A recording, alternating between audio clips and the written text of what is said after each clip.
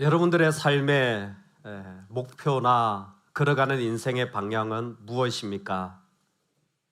마침 오늘 학습을 받고 세례를 받은 귀한 지체들이 있는데 진심으로 다시 한번 축하드리면서 반드시 주님을 따르는 제자들에게, 사람들에게 묻는 첫 번째 질문은, 꼭 알아야 될 지식은 인생의 목표는 무엇입니까? 라는 것입니다.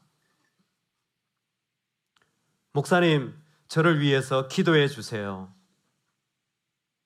우리 교회 오렌지 공동체 중고등부를 섬기는 한 지체가 저에게 길을 가는데, 목사님 저를 위해서 기도해 주세요.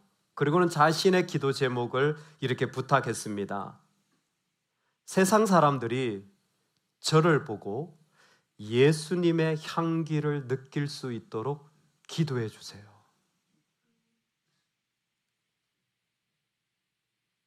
중고등부 아이가 이 기도 제목을 저에게 부탁하는데 순간 너무 귀하게 보이면서도 나는 무슨 기도하고 있지? 라는 생각이 들었습니다. 우리는 무슨 기도하고 있습니까? 우리는 무엇이 삶의 기도 제목이고 목표입니까? 예수님은 십자가였습니다. 예수님의 목표는 십자가를 향한 길이었습니다. 왜냐하면 십자가의 자리는 하나님의 그 공의로우심을 만족하는 동시에 하나님의 사랑이 만나는 자리이기 때문이었습니다. 죄로 말미암아 심판하셔야 하는 하나님에 대한 만족이 일어나는 자리가 십자가인 동시에, 그럼에도 끝없이 사랑하는 하나님의 사랑이 넘쳐 흐르는 자리가 바로 십자가였습니다.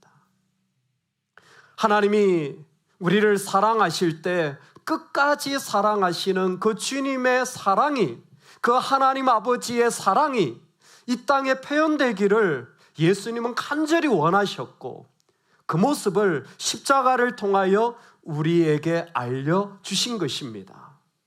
여러분, 주님이 우리를 사랑하십니다.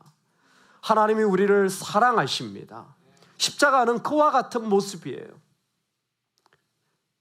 동시에 하나님이 우리를 사랑하시고 하나님의 공의를 만족한다는 이 아름답고도 숭고한 목표 이면에는 우리가 얼마나 심각한 죄인인지도 포함되어져 있는 자리가 십자가입니다. 하나님의 의로우심과 하나님의 사랑을 드러내고자 할 때 예수님은 기꺼이 그곳에 있는 끔찍하고도 무섭고 끊어지지 않는 그 사람에게 있는 죄의 아픔과 고통을 씻어내고 우리를 하나님의 자녀되게 하시는 자리가 십자가였습니다. 그래서 그리스도인이라면 그 모습 속에 십자가의 모습이 담겨지는 것이 신앙의 핵심입니다. 그리고 오늘 예수님이 십자가로 가는 길, 그 길을 나서고 계십니다. 우리는 그 길을 예루살렘에 입성하시며 사람들이 환호하며 종려나무 가지를 흔들었다고 하여서 종려주일이라고 말하지만, 정작 예수님이 그 길을 어떻게 걸어가셨는지는 자세하게 모를 때가 있는 것 같습니다. 오늘 주님이 걸어가신 십자가의 길이 이 말씀으로부터 시작하여 날마다 고난 주간 속에 우리 삶의 주의 말씀으로 이루어지는 은혜가 있기를 축복합니다. 아멘. 주님은 예루살렘에 입성하시면서 먼저 제자들을 부르시고는 그 제자들에게 말씀하셨습니다. 얘들아, 저기 동네에 가면 아무도 타보지 않은 나귀 새끼 한 마리가 있을 것이다. 너는 그 주인에게 이르러서 말해주어라. 주가 쓰시겠다 하라. 주가 쓰시겠다 하라 라고 말해주고 그 나귀를 가지고 오너라. 십자가로 걸어가는 길 속에 첫 번째 선포되어진 메시지는 주가 쓰시겠다 하라는 말씀으로 나귀 새끼를 타시는 예수님의 모습이셨습니다. 왕으로 환영하는 자리에 일반적으로 말을 타고 입성을 했습니다. 로마 사람들은 당연히 흰 마리의 네 말, 그 흰색 네 마리의 말이 장수와 왕을 상징한다는 걸 알고 있었지만 겸손의 왕으로 오신 예수님은 나귀를 타십니다. 무엇보다 스가랴 9장의 말씀을 성취하심으로 다윗을 통해 약속하셨던 바로 그 왕이 예수 그리스도이심을 드러내시는 장면이기도 합니다. 그런데 예수님은 이런 자리에 만약 그 주인에게 질문이 생기거나 의문이 든다면 그 과정 가운데 이렇게 말해주라는 거예요. 주가 쓰시겠다. 왜가 주가? 왜 이렇게 해야 돼? 도대체 내가 그렇게 할 이유가 뭐야? 라고 물을 때 주님은 주가 쓰시겠다 하라.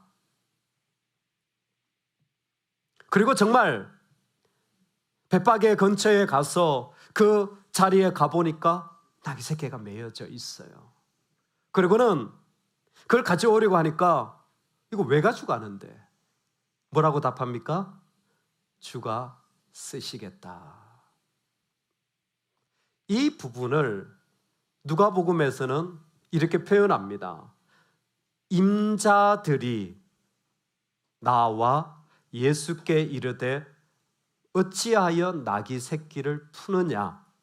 임자들이라는 말은 퀴리오이라는 주인들이라는 말입니다. 즉, 그 나귀 새끼의 주인들이 여러 사람들이 그곳에 있었던 것 같습니다.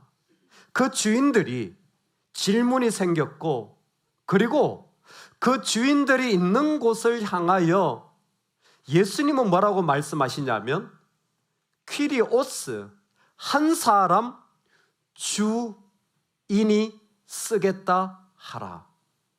주인들이 왜 가져가? 라고 말할 때 또 다른 한 사람의 주인이 내가 쓰겠다 라고 말하는 장면인 것입니다. 여러분, 이 장면을 조금만 더 생각해 보면 참 놀라운 말씀이 아닐 수가 없습니다.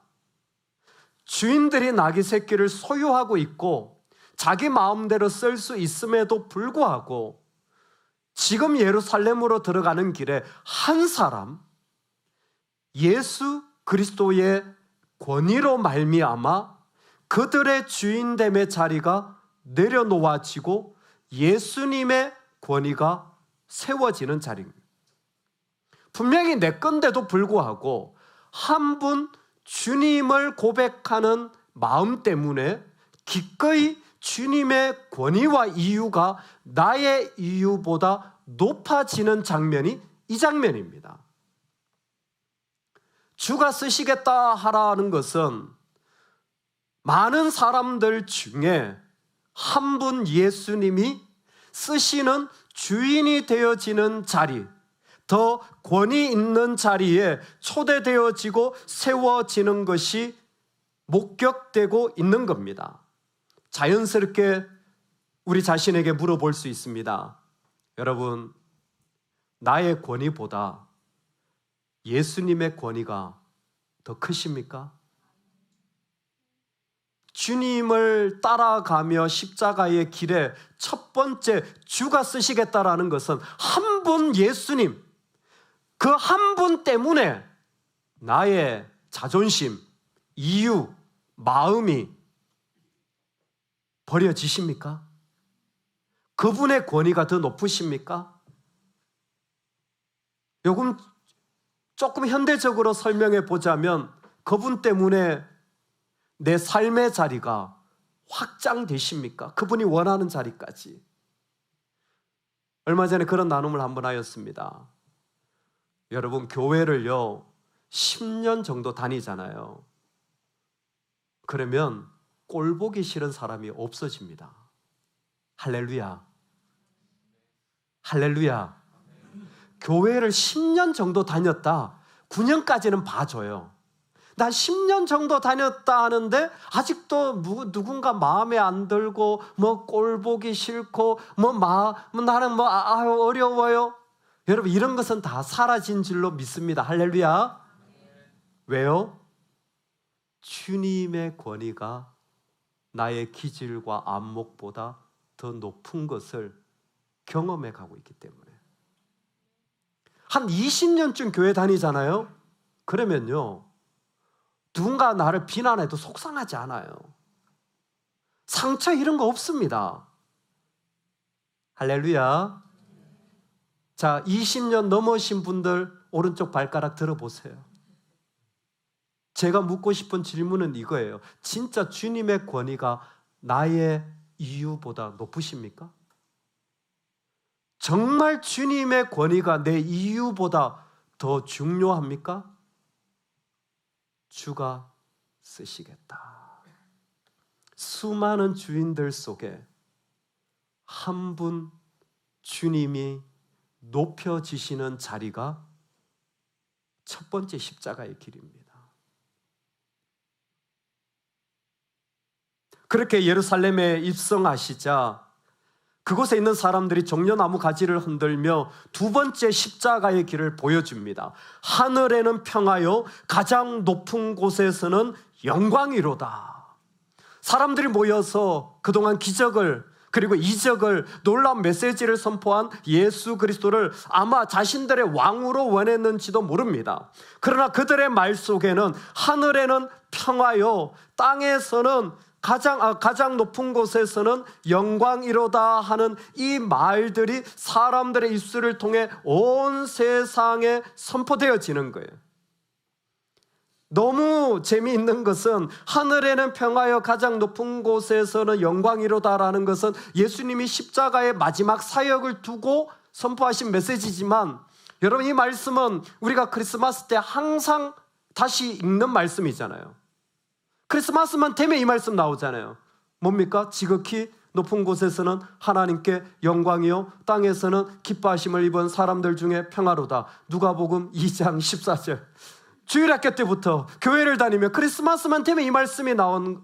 어머나, 누가복음 2장에도 이 말씀이 나오고 누가복음 19장에도 똑같은 말씀이 반복되네요.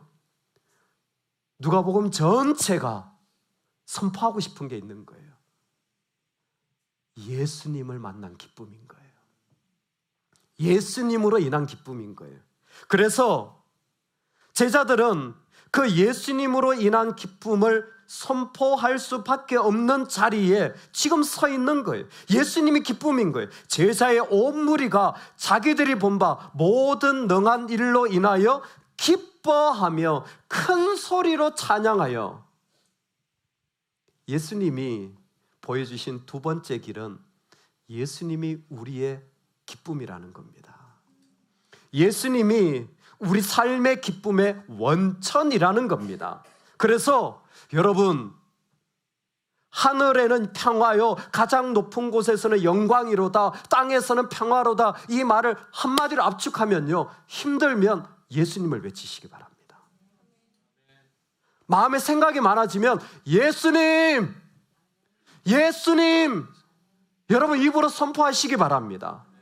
여러분 믿는 자는요, 찬양을 많이 해야 돼요. 정말 찬양을 많이 해야 돼요. 교회 예배는 찬양이 많아야 돼요. 성도의 삶에는 찬양이 많아야 돼요. 제자들이 하는 게 뭐냐면 주님을 찬송하는 거예요. 주님을 높이고 주님을 선포하는 거예요. 왜? 기쁨의 근원이 예수님이기 때문에.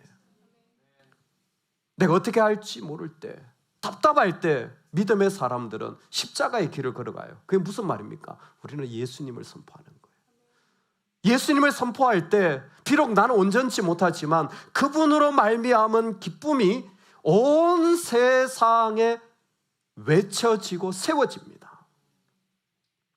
주가 쓰시겠다 하라. 주님의 권위가 선포되어진 거예요.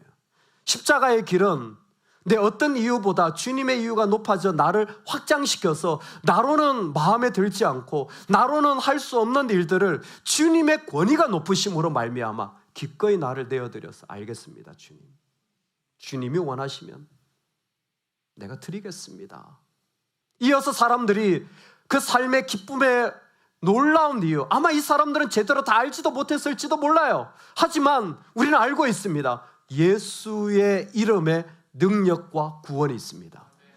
예수님의 이름만 외치면 우리의 죄도 분명히 그 이름으로 말미암아 씻겨지고 새로워집니다.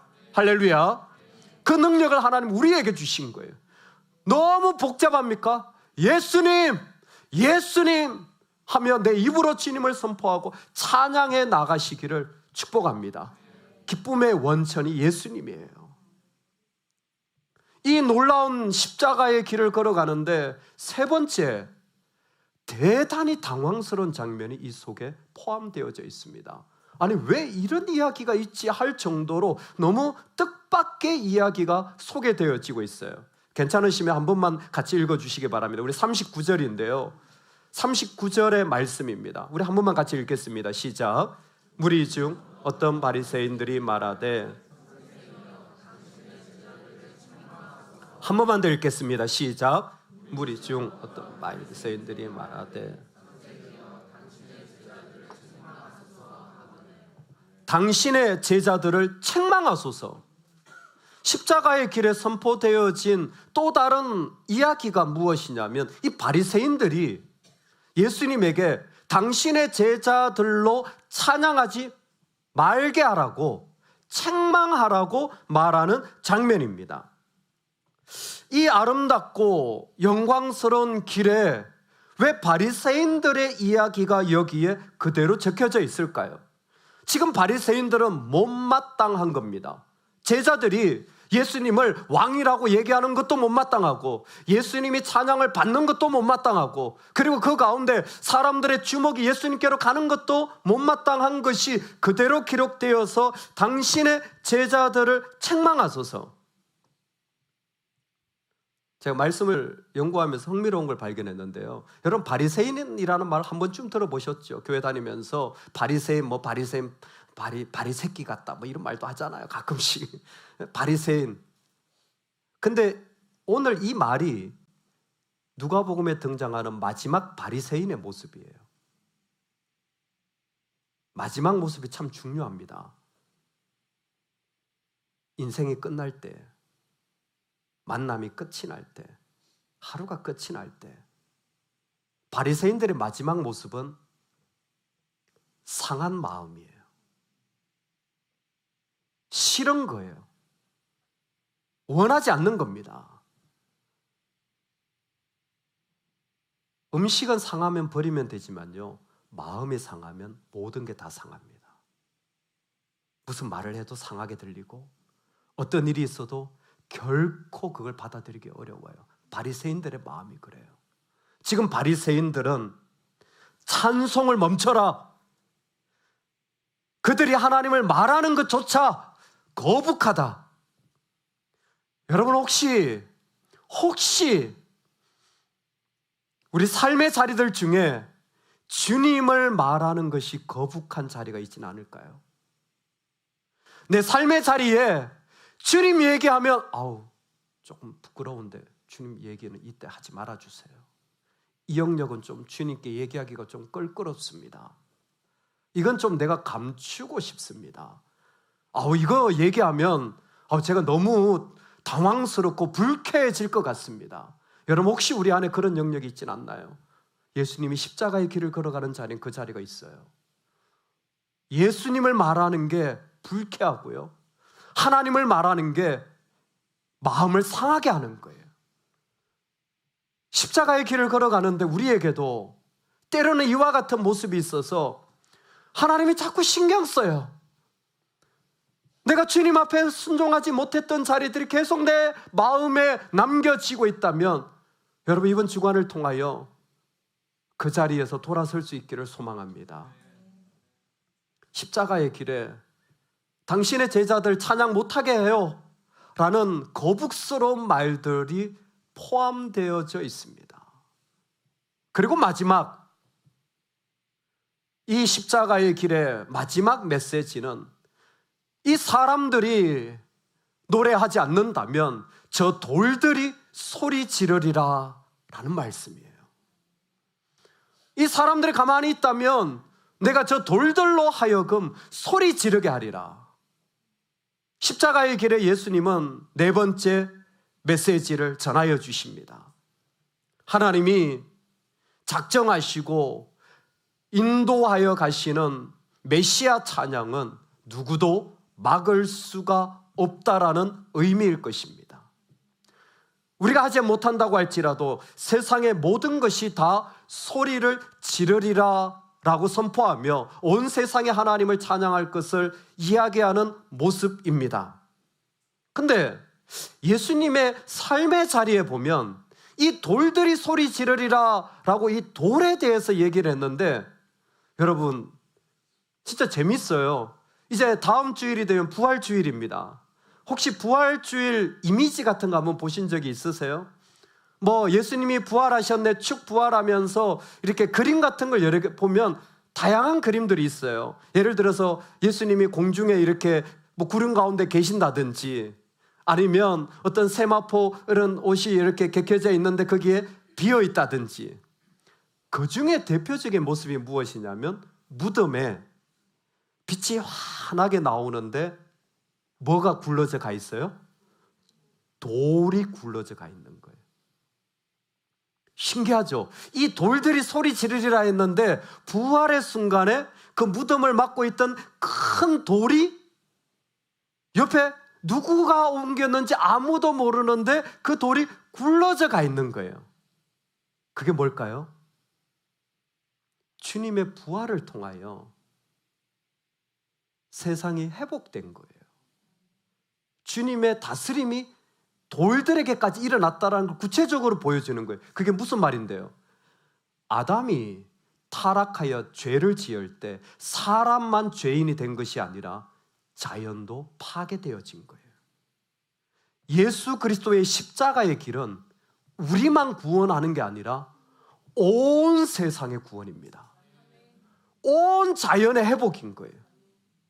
이것을 로마서에 보면 피조물이 고대하는 바는 하나님의 아들들이 나타나는 것이니 피조물이 허무한데 굴복하는 것은 자기의 뜻이 아니요 오직 굴복하게 하시는 이로 말미암음이라. 그 바라는 것은 피조물도 썩어짐의 종노릇한 데서 해방되어 하나님의 자녀들의 영광의 자유에 이르는 것이니라. 아멘. 그러니까 이 돌들로도 소리 지른다라는 것은 온 세상이 종노릇하는 데서 해방되어서 하나님의 영광과 자유를 선포하는 자리에 옮겨지길 원하신다라는 거예요. 이 말씀이 바로 로마서에서 이렇게 시작됩니다. 현재의 고난은 장차 우리에게 나타날 영광과 비교할 수 없도다. 예수님이 이 돌들로 소리 지르게 하리라라는 것은 십자가의 길이 고난의 길이지만 말할 수 없는 영광의 길이라는 것입니다. 오늘 우리가 살아가는 자리에 주의 십자가의 길이 있다면 주님의 영광스러움을 경험하는 자리가 그 자리에서 일어나게 될 줄로 믿습니다. 여러분, 좀 억울하고 답답하고 쉽지 않은 자리 주님께 맡기시고 하나님이 영광을 드러내실 것을 기다리시기 바랍니다. 분명히 우리 주님이 그 모든 썩어짐, 세상의 부패 가운데서도 자신의 영광을 드러내실 것입니다. 십자가의 길을 걸어가는데 공교롭게도 주가 쓰시겠다라는 말씀을 통하여 그 주님의 권위가 선포되어졌어요. 우리 안에 그 은혜가 있기를 소망합니다. 내가 살아가는 자리 속에 주님의 권위 아래에 있는 삶의 신앙이 되기를, 매 주일마다의 삶이 되기를, 그 일들이 그 안에 있자 예수님이 기쁨이 되어지는 자리를 십자가의 길 속에 마련해 주셨어요. 예수의 이름을 부를 때에 누구든지 구원을 얻게 되어집니다. 그러나 십자가의 길 속에는 하나님 계시면 거북스러운, 주님 말하면 내 자존심 상하는 자리들도 있는 것 같습니다. 그 모습들이 숨겨진 채로 있을 때에 십자가의 길은 그 모습을 알고 있습니다.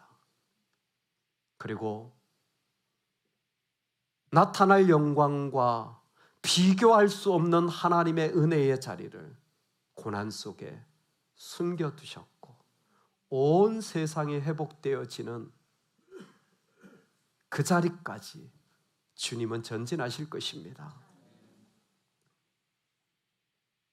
그러므로 십자가의 길을 함께 걸어가는 사람들, 십자가의 길 속에 동행하는 사람들, 그 사람들이 우리가 되기를 원합니다. 여러분, 성경에서 예수님이 예루살렘에 입성하시고 이와 같이 4가지 의미 있는 것을 다 보여주실 때 함께 한 사람들이 있어요. 누구인 줄 아세요? 제자들입니다. 제자들만 십자가를 향한 길에 동행하고 있습니다. 37절에 이미 감난산 내리막길에 가까이 오심에 제자의 온 무리가 자기들이 본 바 모든 능한 일로 인하여 기뻐하며 큰 소리로 하나님을 찬양하며. 십자가의 길은 우리가 제자가 되는 길입니다. 십자가의 길은 진짜 우리가 주님을 받아들일 뿐만이 아니라 주님을 따라가는 자들의 길입니다. 누구든지 자기 십자가를 지고 나를 따르지 않는 자는 능히 내 제자가 되지 못하리라. 누가복음 14장에 있었던 말씀은 분명하게 우리에게 말해줍니다. 고난에 참여자, 아픔이 있고 어려움이 있는 곳에 참여하는 사람들이 제자 예수님을 믿는 사람들이라는 거예요. 1948년 억울한 누명을 쓰고 독일 감옥에 갇혔던 디트리 보네퍼 목사는 억울한 누명을 쓰고 감옥에 갔는데 그를 보니까 자신의 결백을 주장하지 않아요. 억울한 누명을 쓰고 감옥까지 갔는데 자신의 무고함을 전혀 말하지 않아요. 그 자리에서 보네퍼 목사는 이렇게 말합니다. 고난에 참여하는 것이 그리스도를 따르는 길이다.